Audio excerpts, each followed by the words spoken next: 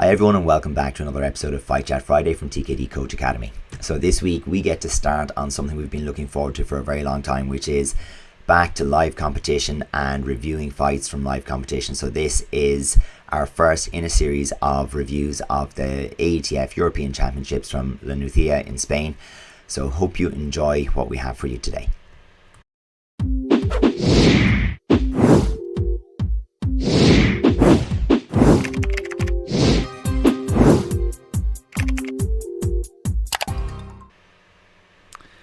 Hey everybody, welcome back to Fight Chat Friday. So in today's episode, we're going to tackle the minus 70 senior male division from the recent Euro. So luckily, the live stream was actually quite decent. So I had live scores up, I had the fighters and things like that. So it was really well run, and the live platform as well, telling which ring was there. So it was excellent. So because of sport data now and the way tournaments are running, it's much easier to pull down live stream and actually look into these videos. So we're grateful for that, and I think we're going to use that to our advantage now and try to tackle a few different divisions over the next while and a few different topics that have come up from the Euros. Yeah, and it's great to have that archive of footage that we can go back to and, you know, give everybody their due and spend some time where we want to. So we can go back and find whatever fights we need to look at. And, you know, even being at the European Championships, you miss most of the action because obviously you're focused on the competitor that you're warming up, bringing to the ring and bringing through their rounds. And you lose focus on the other 5 rings while you're doing that. So it's really good to be able to step back in like a kind of a step removed later, a bit more cool and calm afterwards, and then watch and see what the lessons there were to be learned from it. So like that might be interesting actually before we get stuck in today's video.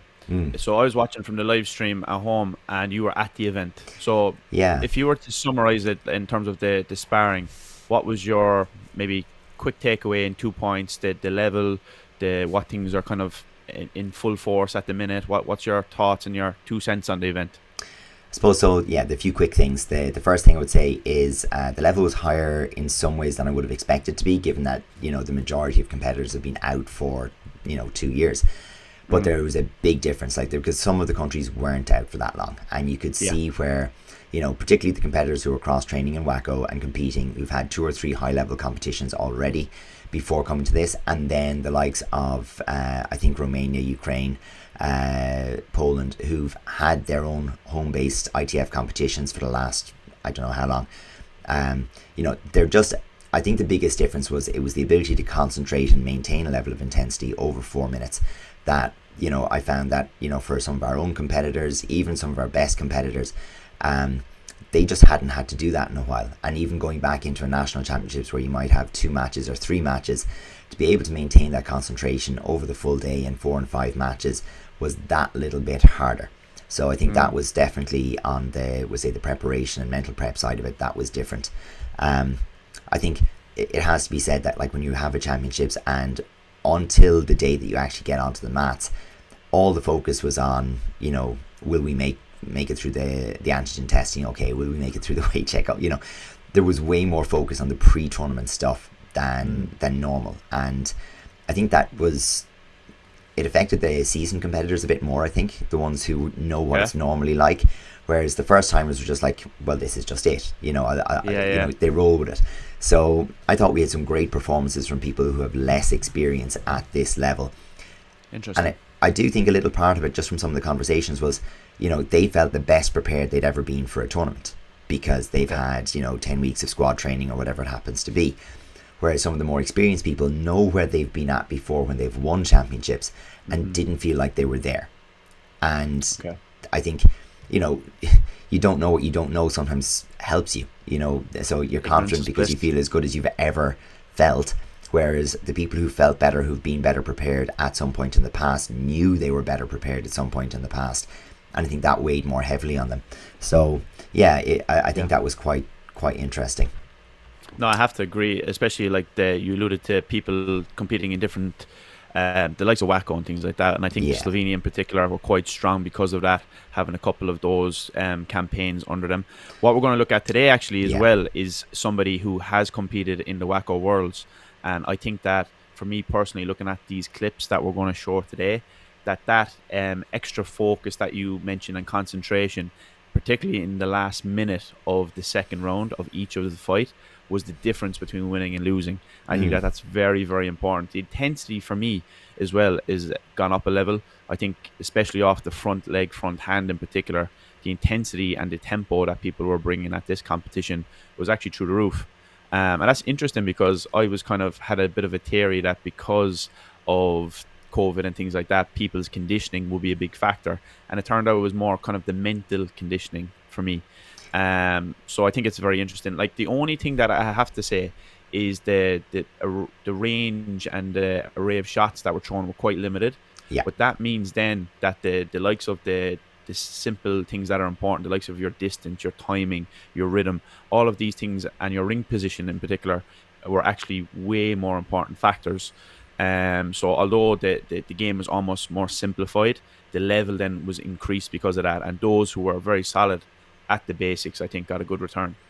Yeah, and I think that's fair. In so many divisions, it was that, side facing, strong front leg, and build off of that. There were some exceptions, but some of the competitors that were really, really good at diversifying their style and and working around that front leg side kick. Unfortunately, as you said, the concentration is the thing. It's a little bit of an easier mental load to stick to your A game and stick with it the whole way through. Where when you're trying to solve that puzzle each round, and we actually see this today with the Swedish Jaromir. So he's quite an interesting style, quite varied. But for him to concentrate and do that effectively through 5 rounds would have been, quite the achievement. So, I think there's something to say there. So I suppose we should say at this stage that, if you don't know already, the minus 70 division of the European Championships was won by Syzmon Doniesiewicz from England. And good pronunciation. I wouldn't have got that one. Ah, well, fair enough. But, it's one of those things where, he is a new name on the scene for us. This is his first, I think it's his first international championship. I'm pretty sure that it is. And England haven't had that many sparring gold medals in recent years, so it'll be a very welcome win for England as well. And to be fair to him, he did it in quite some style in some cases, and by the skin of his teeth in others. So he made for an exciting roundup. So shall we jump into it with round 1? Let's go for it. Yep. So just a quick background as we're going through it is I think he did compete in the Wackos, but I want to say kick light or low kick or one of those. I'm not too familiar, but I think that definitely helped him prepare for this. And I think in this first one against Romania, you can see that he's just kind of a bit more settled. I feel like from watching his 5 rounds here that he's very sharp off the front leg, testing a lot, trying to set up the blitz. But then when he has the 4-0 lead, he is where he comes into his own and he's very comfortable. He's got a very nice blitz, and it's actually, I like the way that his hands are quite high because, number one, it opens up a gap to the body to set up the turning kick, but also it's very clear for the referees on the blitz. So it's just getting the distance right for him, I think, is important because he has a very long distance side kick like we see here, and then trying to bridge that gap with the blitz is important. When he does it with the side kick like we just seen there, very effective, but sometimes when he's just using his footwork like here, he might get caught on the way in. Exactly. So, but yeah, very, very crafty fighter, and I like his style. Yeah, and I mean, I think some of the stuff that we'll see, particularly in later rounds, is he does very, very well in the breakdown when it gets messy. So, the first principles thing of let's make sure that we get to get into the contact well, dictate the terms in terms of changing the distance to the opponent, dictating that rhythm, getting into the contact, on a preferential basis. So in other words, he's the one connecting with the side, he's the one engaging with the hands first. That'll see the reward on the scoreboard. But when he gets caught on the way in, when his opponent stands with hands, actually he adapts quite well. He gets his feet back under him and he tends to make the best of the situation when the time allows. And actually that's a big contrast from round 2 and 3, where we see a lot of that, into round 5, the final, where the referee stops him before that's able to develop, and actually, to be fair, also stops his opponent before that can develop. So it does give us a chance to look at that and look at what can emerge out of that broken play. But as we look at, before we just go ahead there, I think that's a massive part of the modern ITF sparring game, because it's the people are getting those messy scores in continuation. It's the it's not just the entries to contact, but the exits. It's like when we go to hands, and then the people who are getting the turning kick to the body or the back kick on the way out, they're the people I think that are getting that extra little bit, because the rest not is too only clean. are exactly, because they're almost cancelling each other out most of the time. So I think that's a very important point that you brought up there. That's a major point. If you want to get in extra scores on the board, you need to be looking for those continuation shots, and it has to be allowed by the referee then as well, because if the contact and the flow is stopped too early, you can't get going on that, and it becomes into almost like a point fighting match. Well, it forces it back into this, front leg and hand versus front leg and hand, and we kind of take turns, and it's just like watching a basketball match where there will be a turnover eventually, but you're just waiting for that one turnover and then someone wins by 3 points. We don't want every match to be like that. So that is definitely a feature that we need to kind of consider. But I think what we can understand from even watching his first round is, okay, this guy's footwork is tidy. His control of distance is quite good. He uses that front hand in a couple of different positions to change that perception of distance between him and his opponent. So he does drop it onto his leg sometimes to let the head forward and change that feeling of distance, and sometimes he floats it up in front of him, and I suppose it indicates the blitz whether he takes it or not. But by mixing, just simply, I'll put my hand down and kick sometimes, or I'll put my hand up and kick sometimes, and then vice versa, I'll do the same when I blitz. It just makes it a little harder for his opponent to guess which one is coming, as he's testing. He has a very nice style actually of pulling. So we use the term pulling here, myself and Adrian, but what we mean by that is he kind of like lowering his opponent in with footwork to suck them onto a shot. But he actually alternates whether he's using a defensive side kick on the retreat or whether he pulls them in to blitz back into them himself. So he has a nice little style, and I think that front hand position that you mentioned is an important factor of that as well. So as we jump into his second round now, he moves on to Sweden. And this guy's a tricky opponent, in fairness. So all Swedes are, I feel. They have a very unique style. So Jahangir, and again, apologies, I know I'm not going to pronounce your name properly, buddy, but he's so explosive, and he does really pick some moments where he fights in a very chilled way, quite observant, and he can really benefit off of that broken play as well. So, and I think that's where he's best. He's not at his best when it's a front leg fencing game. He needs to break it down. He needs to change the distance, jam something, or make someone overcommit, and then he goes to work.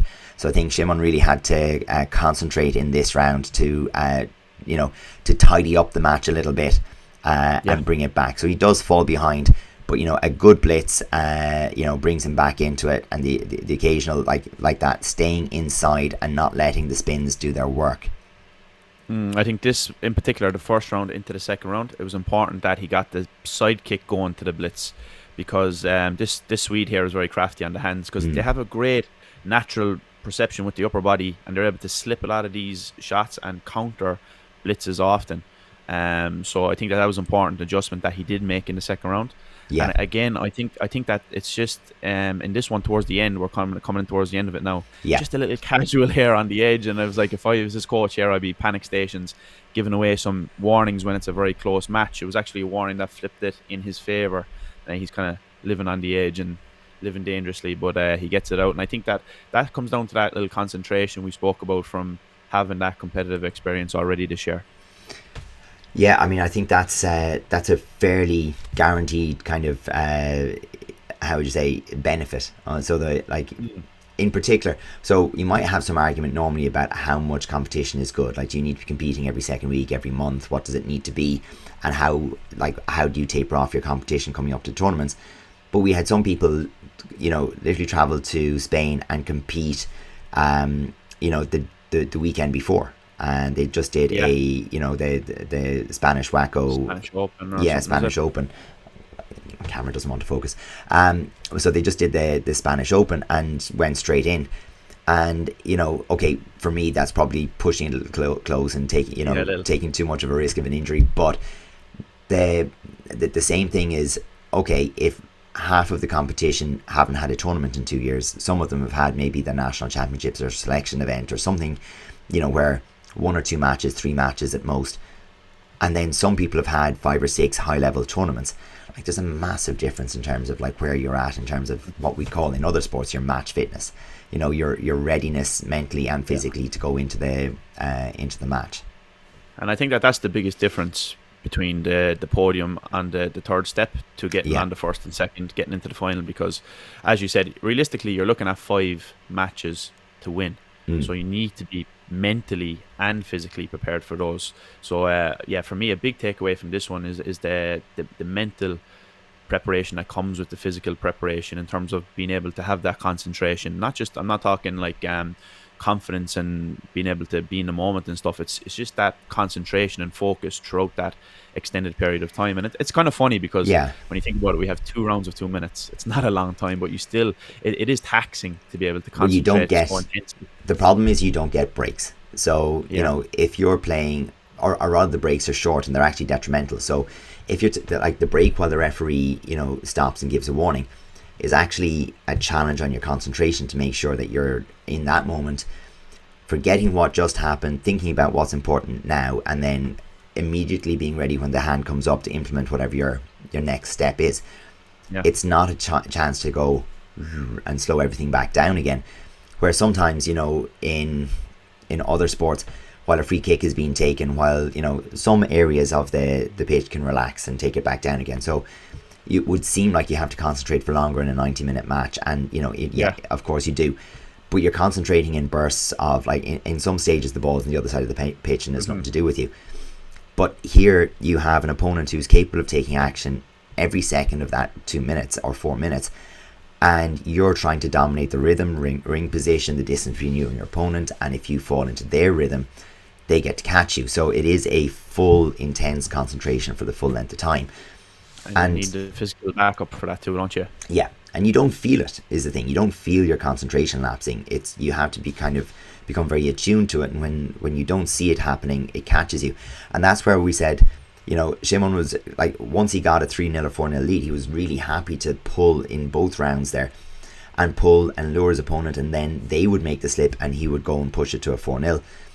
But equally at the end against Jahangir, you know, he was pulling maybe a little bit early and the concentration was maybe slipping a little bit, and he almost lost it on the warnings, where, you know, he had pressure from Sweden with hands, and he was trying to throw shots on exits or making his decision that one mat too close to the edge of the ring, and that almost cost him. And, you know, we'd be talking a very different story, you know, at that stage. Yeah. So as we move into the next round, it was your quarterfinal, and this one against Marcin Blicharski from Poland, and you know, again, quite a strong and tough competitor. Yeah, solid guy. But like all of his fights here so far, Syzmon starts out with kind of testing with the front leg and the test steps in the first minute, and I think he's just kind of trying to settle in and check out the reactions. And then he kind of starts to come into his own. See that little test step there? He's just checking for reactions, I feel. Is there an opportunity to get the blitz going? One of his favourite techniques. So he actually starts off down in this one, and then he comes back a little bit, lands a very clean blitz. So he's using the kind of like between the beats a little bit. So he's coming between the beats. So test out and back in like here. And then he's picking the moments, and then he's going very clean shot. Very, very clean. So I think that trajectory that he's bringing directly forward gets a good return. So starts flying out the blocks in this second round, which I really like. And now he's up here, I think, as well. So, but there's a couple of adjustments in this fight, Adrian, that I think I have that in slow motion. Yeah, lovely. Like, look at this. He's completely off balance. Look at that adjustment of the feet to get him back on track. And I love that, and it fits in the turning kick to the body then as well. A fantastic adjustment. Yeah, and what we're always talking about with that, I've just rolled it back to it. What we're always talking about with that is ending up with your foot. So this is the start of the second round, but ending up with your foot on the wrong side for punching. So it's like him sparring right-sided, you definitely want to be inside his partner's front foot in order to bring his hands to bear. And then, you know, as we see it here in the slow motion, he ends up on the outside where his opponent's in prime position, but he adjusts back in and finishes with that turning kick nicely. Incredible adjustment. Yeah. They like the balance you need, and even the awareness you need for that is very high level. So I was very impressed with that. He did it twice in this fight. Very, very impressed with that. It's something that usually will get somebody stuck on the outside, or we'll call them getting trapped in no man's land. And then what happens is the other person just has a field day and picks up a nice clear score where there's no basically shots coming back from the opponent, and then there's a very clear difference on the scoreboard. So to be able to get back and cancel that out, he did an incredibly good job, and you could argue that was a difference of him kind of staying in front. And I think there's been like one of the things that I'm seeing here from and there you go, that's that footwork. There's again adjustment again, yeah. But you can kind of see I think in this as we look at it, so we'll just have a look at that footwork first and then we'll come back to the comment. From there he has no business getting back into that, and the balance has been really, really good to let him get there. But what I think is once he's gotten ahead, Marcin has gotten to that point where, okay, I have to put pressure back on again. And I think he changes back to an earlier style. So my guess is when you're under pressure, you revert to type. You kind of revert to what your training is. And he starts off the match in a very defensive, side-facing position, leading with side kick. And, he even lands the first blitz of the match and, and gets himself in the lead. But in that last minute and a half of the fight, when he's gone behind against Szymon, he starts to open up a little bit again, and the side kick becomes like he wants to come to hands a bit more, and the side kick opens and becomes a little bit more like a side turning kick. And you can see then Szymon getting much more purchase off that jumping front hand or closing off the distance to the front hand and then into the turning kick. So once he gets the lead and he starts to pull, Marcin opens up his stance just a little bit. The discipline maybe just shakes a little bit because he has to go to work. And I think he goes back to maybe an earlier version of himself or a more trained version of himself where he really wants to bring that turning kick to hands in rather than staying side facing completely and tracking and playing that more patient game. Yeah, definitely. Good shout. I want to actually mention something as well, that the kind of jump flying punch that he does. Yeah. Is it's interesting because his coach here, Jubek from Poland, a student of Master Jedu, that's very kind of typical of those guys, isn't it? Countering that front leg side kick with a jump punch. But I think it's an interesting little hybrid he has on it then, is like the points with kind of the back fist, the kind of rolling back fist. So I think that's a nice little kind of unique variation he's come up with himself for that. So modern take on the same principle. Exactly, and that's what it's all about, isn't it? The principles of the game are going to be the same forever. It's how you kind of adapt and adjust them to your unique style is what's important. So I think once he gets ahead, he's able to pick people off as they come and open up, like you said, and he gets some nice defensive side kicks and getting those front hands in there as well. So nice little way to finish it out, much better than the first one. I think he's kind of settled in a bit more and he's able to kind of close out the match in a bit more of a comfortable fashion. That's it, exactly, which brings him through to his semi-final. And his Norwegian opponent, again, it's definitely a change of style from what we've often seen from the Norwegians, from Ingebrigt here, where he's definitely taken on the Master Willie approach in many ways, and he has his again, that very side facing, strong behind the side kick, wanting to get to hands, not so much of the circular stuff, and very much more direct. But you can see Szymon has opened up there again with that jumping punch. I do like this part though, where you look at what Ingebrigt has brought to this. He's pushed Szymon on the same line, on the straight line, but he hasn't allowed him to kind of settle there. He's brought in that back leg, and that's brought him into a more open facing for his punching. So he's been able to be very effective in that. And again, that really long backhand, and we see it from both fighters here. So a very similar style, really, don't they? Yeah, and I mean that's what you get, isn't it? When and I think that kind of actually brings it back to close to level, that back kick. But when you have two people with a very similar style, you get, like we discussed earlier in round one, that tit for tat. It's like, okay, who's going to make a small stepping error? Who's going to make a rhythmic error and fall into the other person's rhythm? And what it looks like is just that, Ingebrigt has had that. He's thought he's got the range right, and Szymon's been able to, or rather the other way actually. Szymon's thought he's had the range right, and he's caught the defensive side kick on the way in. But and even that exchange was very much like what we had in the corner with Norway leading it, where if you get from that side facing stance, if you get caught, that's a great shot, worth having that one again. Cracker. It's a beaut. But if you get caught going from your side facing and the person gets outside your front foot, you're very vulnerable to the hands. You're not able to bring your backhand in, and that's the risk that you take with that stance, especially when it's we say right versus left, or in this stance that we see here, when it's we say left versus left, you have the little bit more of an angle on it, so you get away with it much more. Yes. But yeah, I think that it's an important point here when you see guys who are technically, tactically very similar, physically both prepared really well. It simply comes down to the better decision making then, and making those better decisions under pressure, and that's the key, I think, especially towards the end of that. So very, very important to be able to pick out the moments and adapt in the 4 minutes, because like it's a very short time, like we mentioned earlier. So I said one good decision in open play here, and those 2 points, that's huge. And as you said, it is really a case of making one like correct decision under pressure. That has such a massive impact on that match when the styles match up like that, the preparation matches up like that, and both guys showing no major signs of fatigue. And this is the semi-final of the European Championships. They're both in match 4, and the matches, for anyone who's not been there, they accelerate. So your first match and your second match might be 20 minutes apart, but your second match and your third match will be at most 10. Your third and your fourth might be 5. So they are getting closer together. So there's no major signs of physical fatigue. What we're looking for, and what we're maybe seeing every now and again, is like that little bit of mental fatigue where there's a bad decision made or the discipline drops a little bit. But it was a great match to watch. Like, that was the one, that's what, for me, having watched the final, this is the one I wanted to be the final, because it was a much more flowing match, and the referee let that flow very, very well. They had opportunities to develop shots in the breakdown, and that's where they got their scoring. That's where the score reversals happened. And fair play to both fighters for really going for it each time. We had some great back kicks landed from both of them. We had some really good front hands coming over the side kick. We had some long backhands, really stretched, like that Keen Ince one that we like to show.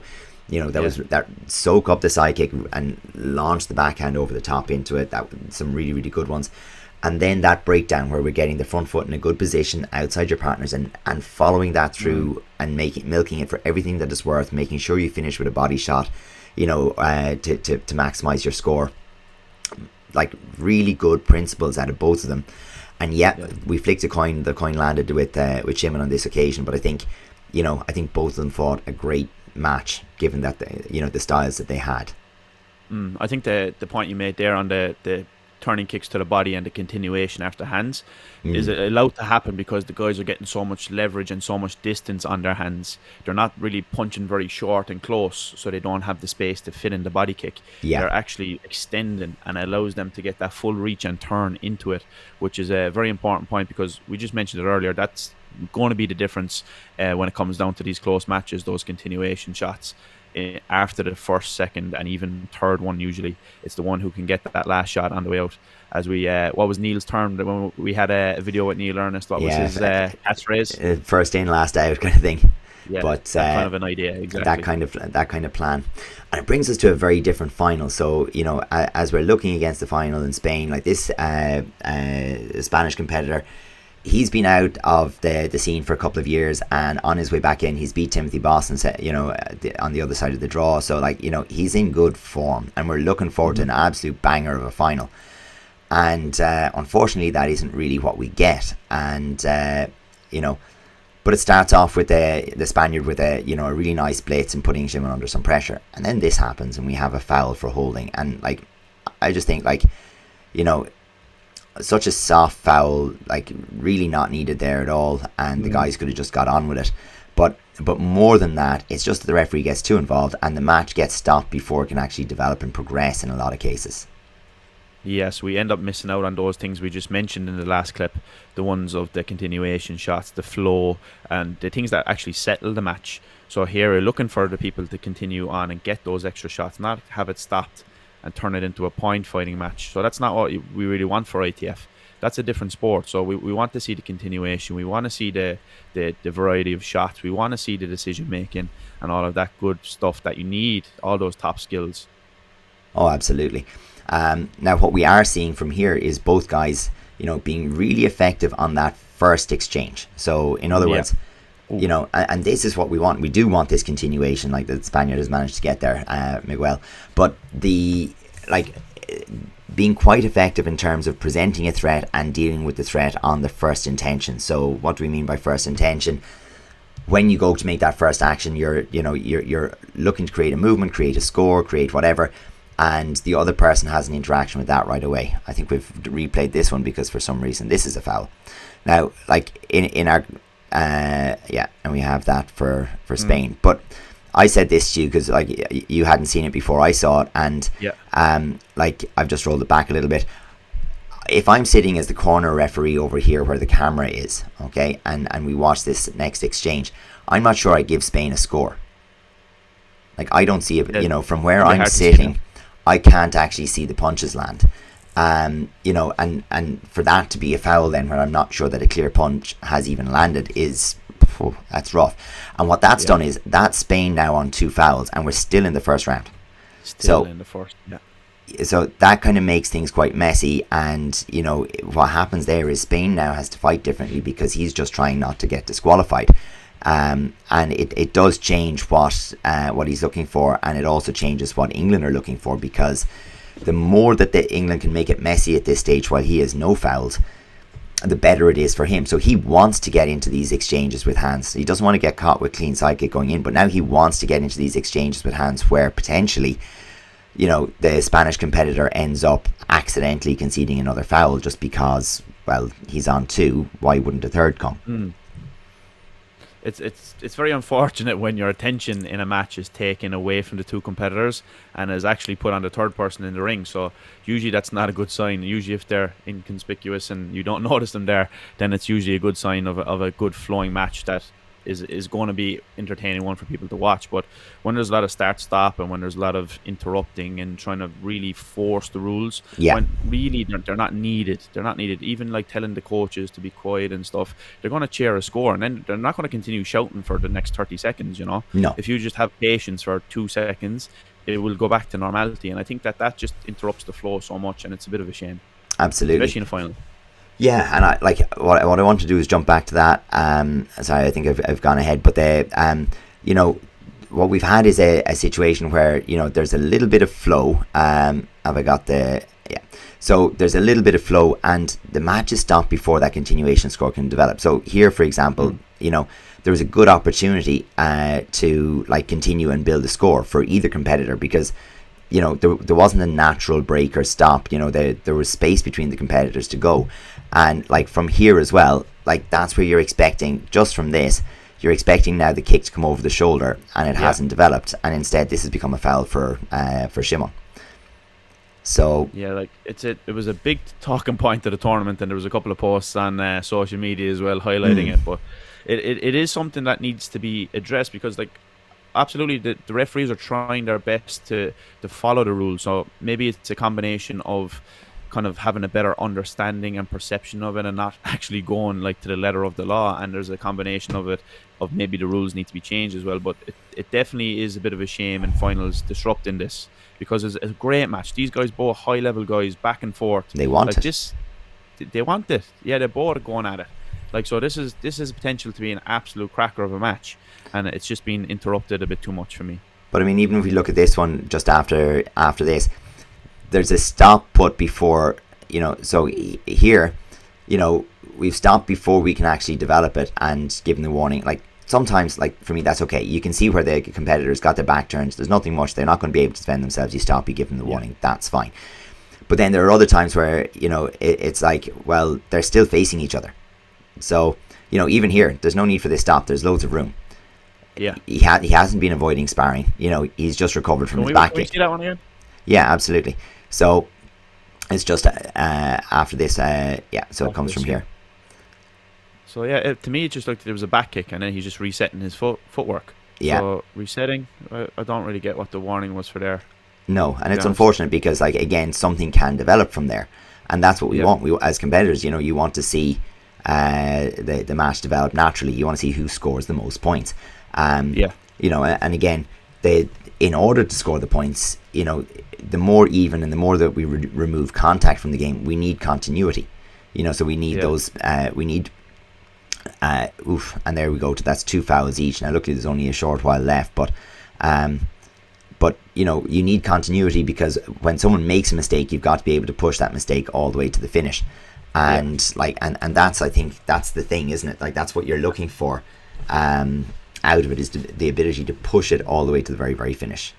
And it's a shame because like this had a potential for a great breakdown from us here to watch and to actually talk about, but we haven't talked about any of the skills on display or any of the tactics or the fight itself.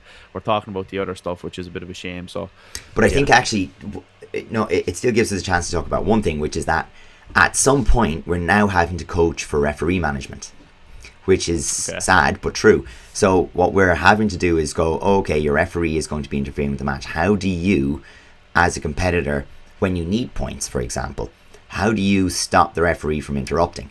So, how do you get an engage, disengage, engage, disengage, so there's no opportunity to stop the match? How do you spar when you're one foul down or you've got two fouls? And the biggest issue is sometimes being on two fouls just almost means like, okay, I'll put my hands here and we'll spar, because like you almost can't use them now. So that's the issue that we're facing for some of it. But it does mean for us as coaches, until we can engineer, enough of a groundswell of opinion that, look, if you walk around at ringside, there's not going to be many coaches who tell you, oh yeah, look, the contact was too high. We really need to get on top of that. That conversation, I can assure you, has never happened at any championships since maybe Viking Cup 2008 or 9 or thereabouts. Now there was a case for it back then, but like going back to there hasn't ever been that conversation. That's not coaches, that's not athletes saying, oh, they hit too hard, oh, I don't like the level of contact. The big conversation we had, okay, and we'd probably get a referee in trouble, but people could tell you what ring they wanted to fight in. They wanted to fight in ring 1. They wanted to fight in ring 2 if it was one referee and not if it was the other. They can tell you which referee they want to fight with, because then they can actually spar. Whereas the other one is a case of it's ring management, and it's a different game. So the game that you're playing is one of, can I manage this referee better than my opponent can, while also trying to keep our skills on par and all the rest of it. It's a different kind of a game.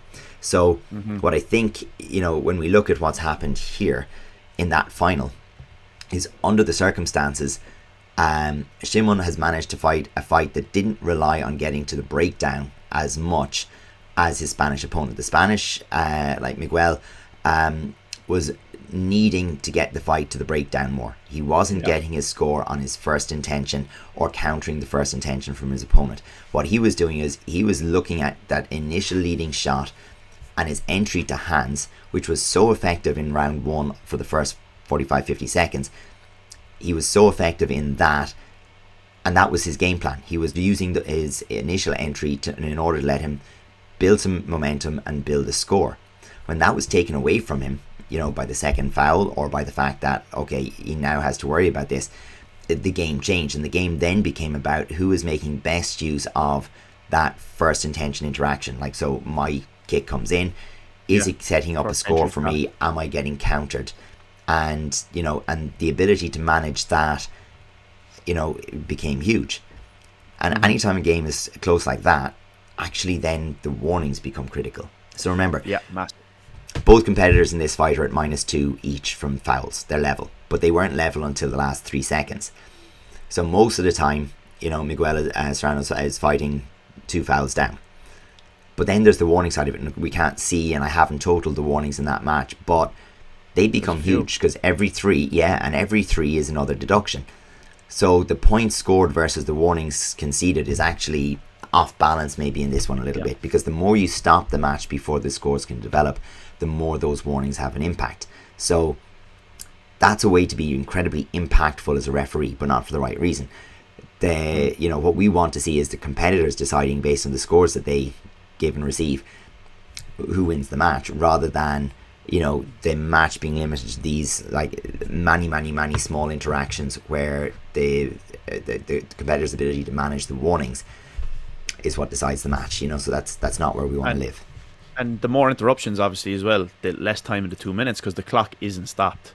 So it's actually taken away from those 2-minute rounds. And realistically, you're probably getting into the 120 mark, which results in even less action and less possibilities to get points. So even more of a factor that it will be determined on warnings as well.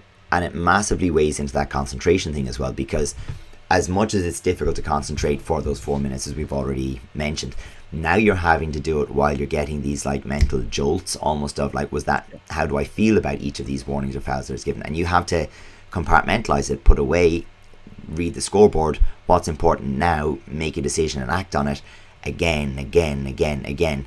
And, you know, you're getting these quick jolts and bursts of information that you have to make, you know, really good decisions on. And that's hard because there's no flow to get into.